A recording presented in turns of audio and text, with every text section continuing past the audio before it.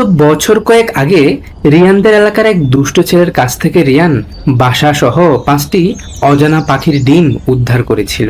এরপর সে ডিমগুলো নিয়ে দৌড়ে চলে গেল তাদের ঘরের মাঝে ডিমে তা দিতে বসা মুরগিটির কাছে। উদ্ধার করা ডিমগুলো রিয়ান এক এক করে মুরগিটির নিচে রেখে দিল। বোকাশোকা মা মুরগিটিও সদরে গ্রহণ করে নিল ডিমগুলো।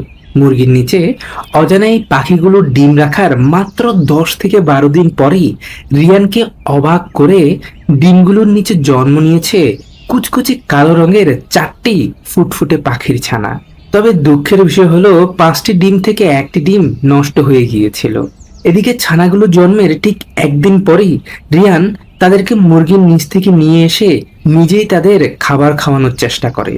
প্রথমে ছানাগুলো ভয় পেলেও ধীরে ধীরে টিকটিক করে তারা রিয়ানের হাতেই খেতে শুরু করেছে।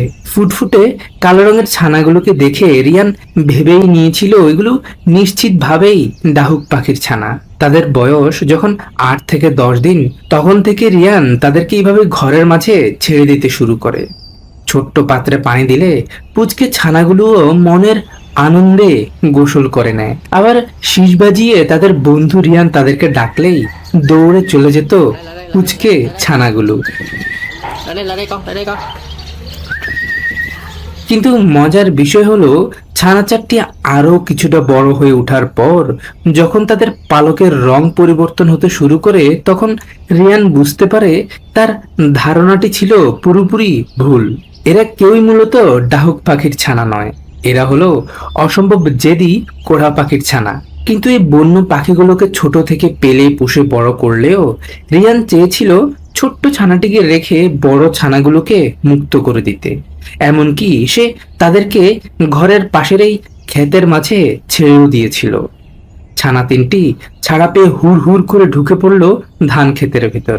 কিন্তু ঠিক 2 দিন পর রিয়ানকে অবাক করে পাখিগুলো আবারও ঠিক ঠিক চলে এসেছে তার ঘরের মাঝে।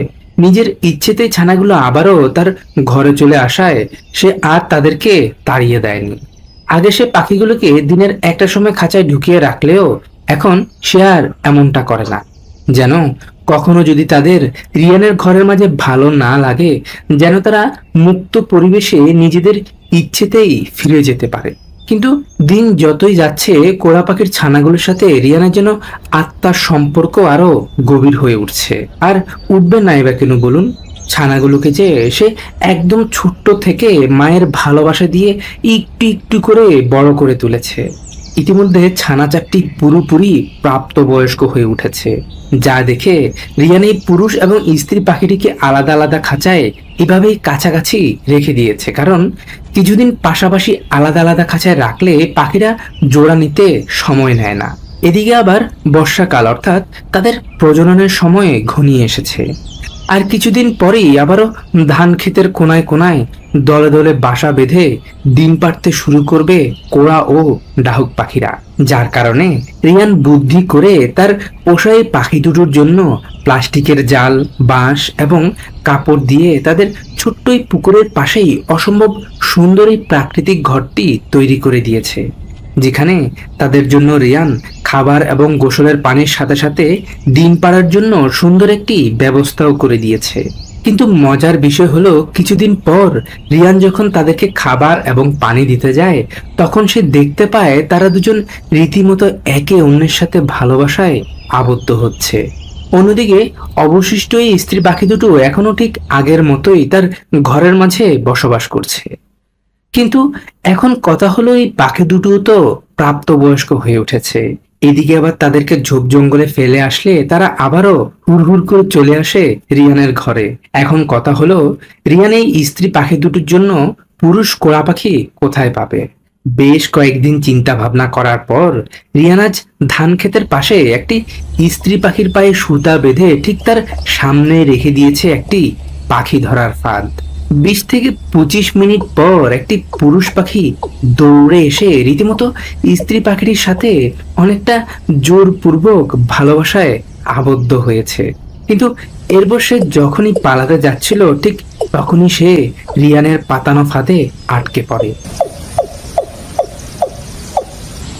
যা দেখে রিয়ান দৌড়ে এসে পুরুষ পাখিটিকে ধরে এনে তার একটি স্ত্রী পোষা পাখির সাথে খাঁচার মাঝে ঢুকিয়ে রাখে। মজার বিষয় হলো, প্রথম 2-4 মিনিট পুরুষ পাখিটি একটু ছটফট করলেও রিয়ান একটু পরেই দেখতে পায় বদমাস বন্য পুরুষ পাখিটি খাঁচার ভেতরেই স্ত্রী পাখিটির সাথে আবারও ভালোবাসায় আবদ্ধ হচ্ছে। যা দেখে ঠিক পরের দিনই রিয়ান তাদের ঘরের পাশে প্রাকৃতিক পরিবেশে পাখি দুটোর জন্য প্লাস্টিকের জাল, রড ও পাইপ দিয়ে সুন্দর একটি ঘর তৈরি করে দেয়। প্রথমে রিয়ান ভেবেছিল দরজা খোলা পেতেই পুরুষ পাখিটি পালিয়ে যাবে, কিন্তু তাকে অবাক করে পুরুষ পাখিটি রীতিমতো রিয়ানের সাথেই মারামারি ঠোকাঠুকিতে জড়িয়ে পড়েছে। এদিকে তাদের মারামারি দেখে ভয় পেয়ে পোষা সেই স্ত্রী পাখিটি উপরে উঠে বসে আছে।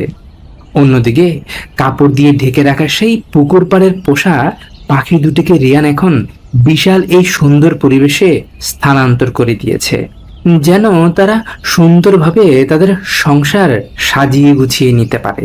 সামনে কচুরিপানা ভর্তি ছোট্ট একটি পুকুর, আর ঠিক মাথার উপরেই রয়েছে খড়কুটি দিয়ে বানানো সুন্দর একটি বাসা। আর এদিকে বন্যই পুরুষ পাখিটির সাথে রিয়ানের ঘটে যায় এক অবিশ্বাস্য ঘটনা। সেদিন সুযোগ পেয়ে দুষ্ট পাখিটি রীতিমতো ঘর থেকে বেরিয়ে পড়ে, কিন্তু সবাইকে অবাক করে বন্য পাখিটি পালিয়ে না গিয়ে সে উল্টো রিয়ানের সাথেই মারামারিতে জড়িয়ে পড়ে।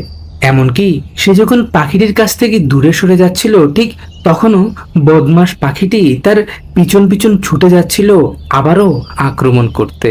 তার এমন কর্মকাণ্ড দেখে রিয়ান এবার বন্য বদমাস পাখিটিকে খাঁচায় বন্দি করে রেখে তার ঘরে পোষা সেই পুরুষ পাখিটিকে ছেড়ে দেয়। কিন্তু এই পাখিটি ছিল পুরোপুরি ভিন্ন।